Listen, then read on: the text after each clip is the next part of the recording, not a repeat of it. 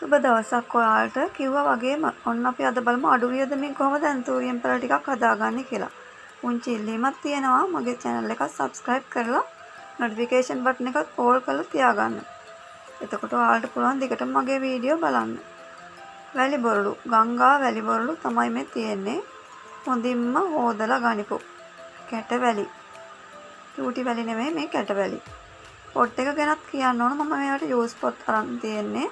ඒ නිසා හොඳට හොදලා කොණ්ඩෙස් වතුරනොත් හොදලා තමයි අරන් තියෙන්නේ. සිදුරු හොඳටම තියෙන්න ඕනේ. නැත්තම් වැහි කාලෙදී මුල් කුණු වෙන්න බලනවා.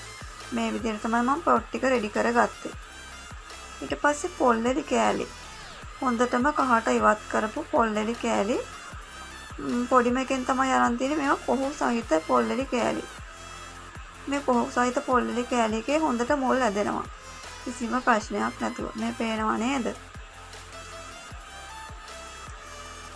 ඉතින් අද මෙන්න මේ පැල ටික තමයි මම පොට් කරගන්න බලාපොරොත්තු වෙන්නේ. පොට් මාරු කරගන්න. පොහොර එක ගැන කියනවා නම් මම අරගෙන තියෙන කිසිම වියදමක් නැතුව ගෙදරදිම හදාගන්න පුළුවන් වැටමාර කොළ කුඩු පවුඩර් එක. මේක මද පවනේ වේලලා අතින් හොඳට කුඩු කරලා ගන්න පුළුවන්. ඉතින් වැලි බොරළු කොටස් එකකට පොල්ලලි කොටස් දෙකක් දාලා වැටමාර කොළ කුඩු දාලා තමයි මේ මීඩියා එක මම සකස් කරගන්නේ.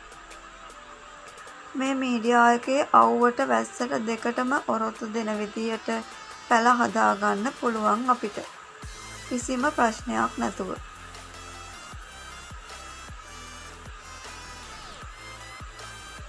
මෙන්න මේ විදියට තමයි මම පොට් කරන්න පටන් ගන්නෙ. ඉතින් අපි ගන්න පොට් එකට මේ මීඩියා එකෙන් දානවා භාගයට වඩා ටිකක් වැඩිපුර. පොට් එකේ නම ගහ ගන්න නැත්නම් ඔයාලට අඳුර ගන්න බැරි වෙයි මොකද්ද පැලේ කියලා. ඊට පස්සේ අර පොට් එකෙන් ගලවලා මේ මීඩියා එක දාලා මුල් වැහෙන ප්‍රමාණයට විතරක් මීඩියා වලින් පුරවන්න. කට මට්ටමටම පුරව ගන්න එපා. කට මට්ටමට වඩා ටිකක් අඩුවෙන්. ඉතින් මෙන්න මේ විදිහට තමයි අපි පැල හදන්නේ. කිසිම අමාරුවක් නැහැ. ඉතින් ඔයාලා කරලම බලන්න ඕන මේ විදිය. එක එක අය එක එක විදියට හදන්නේ. මට හරි ගියේ මේ ක්‍රමය තමයි.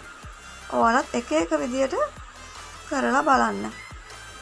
ඔයාගේ පැත්තේ හැටියට, දේශගුණේ හැටියට ඒ විදියට බලන්න. මේ මම පොට් කරගනිපු පැල මේවට දීර්ඝනාශක විදියට කොණ්ඩෙස් පාවිච්චි කරේ. ලොකු ගාණක් වෙන්නෙත් නැහැ.